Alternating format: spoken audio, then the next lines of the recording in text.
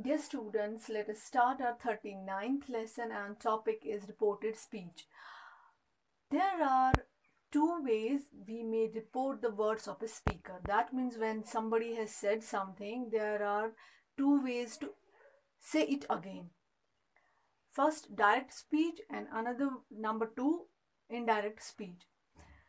In direct speech, we repeat the original speaker's exact words or quote his actual words. That means what has been said by the speaker, we again say the same words. That's why we say we repeat the actual words of the speaker. In direct speech, we use inverted commas like this, single inverted commas, or sometimes it can be double inverted commas to mark off the exact words of the speaker. For example, Jim said,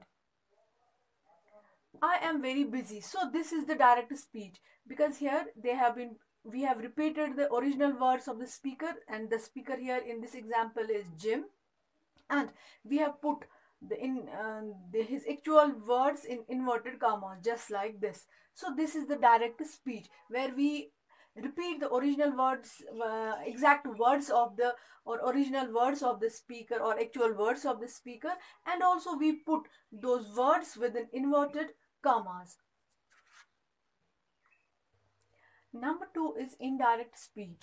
In indirect speech, we give the exact meaning of a remark or speech of the speaker, that without necessarily using the speaker's exact words. That means we don't actually repeat the exact words of speaker like we do in direct speech, but just we give the exact meaning of the words of the speaker.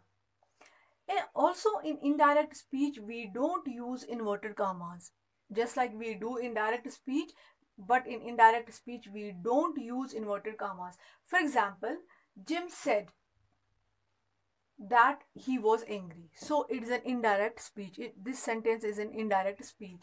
Besides this, there occur some other changes as well, which we will now discuss. While changing the direct speech into indirect speech, there also occur certain changes. Like first, a conjunction is introduced, and often that conjunction that is used, or in some cases we also use if or whether after reporting verb. Similarly, pronouns change their form. I can remain as I, or it can change into he or she. We can remain as we, or it can change into they. My can remain as my, or it can change into his or her. Our can change into our or their. Us changes into them. This changes into that. These changes into those. Similarly, adverbs change. Now becomes then. Ago becomes before.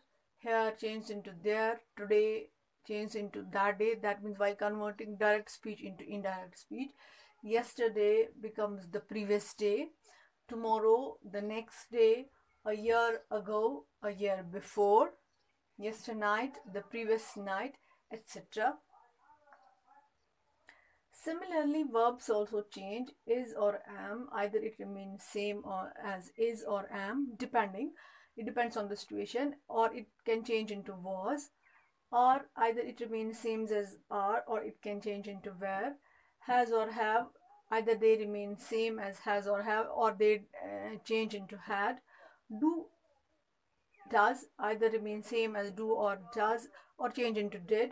Will can change into would or should. Shall change into should. May change into might. Can becomes could. Say to, it becomes tell or ask, and said to becomes told or even sometimes asked. So when verbs change their form, it depends on different rules whether they should remain same or they should change their form from one tense to another tense. So it depends on various rules, and we will also discuss those rules. Now have a look at these examples.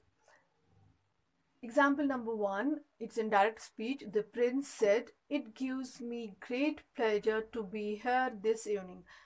these are the exact words of the speaker put within inverted commas, and here we can see we have repeated the actual words of the speaker. And when we convert from direct speech into indirect speech, we have made some change. Like you can see, the prince said that. So instead of, we have removed these commas and we have introduced conjunction that over here.